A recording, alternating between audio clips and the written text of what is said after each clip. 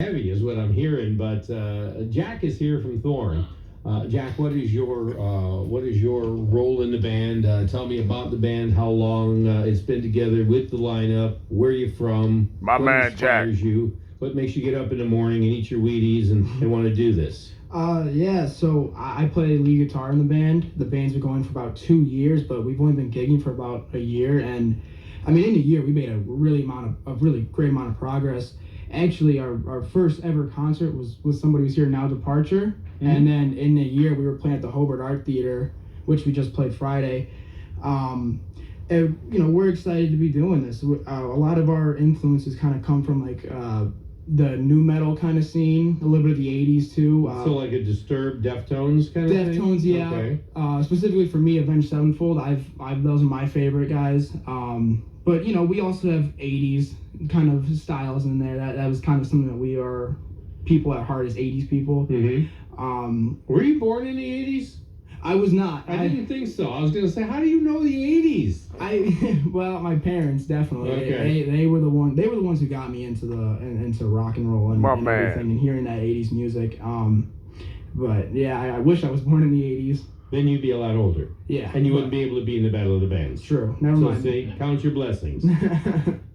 All right. So Thorn is spelled different. It's got the, was it amulets? Is that that's what they're called. It's funny. This is where I say the 80s part comes in. Okay. I used to love Motley Crue. Like, that was my favorite band of all time. It was my first ever concert. And so when I was thinking of the name, I didn't want to just be like THORN. Right. I wanted to kind of be different, I guess.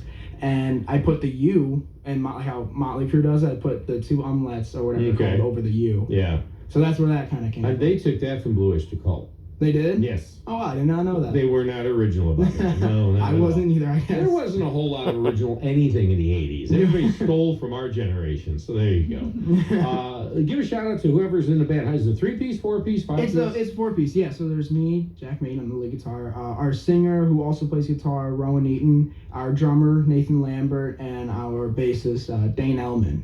Okay. So a very, very... very interesting group of people. We all have very different styles. What brought you together then?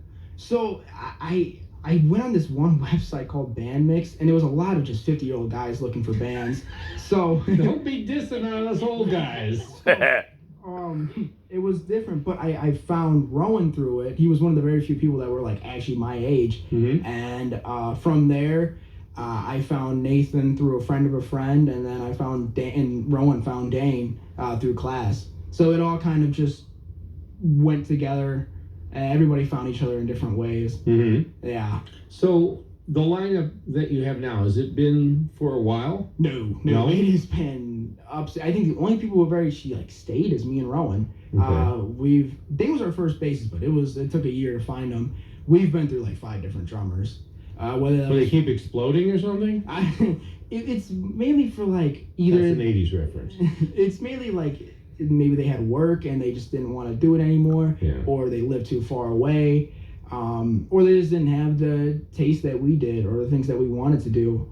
So it took a while, but we found someone who, loves what we do, and he's willing to do it, and he loves it. What's the dynamic, the chemistry between you guys when it comes to songwriting? Is there a primary songwriter? Do you guys go in the basement and beat each other up till you come up with something? I mean, how does it work?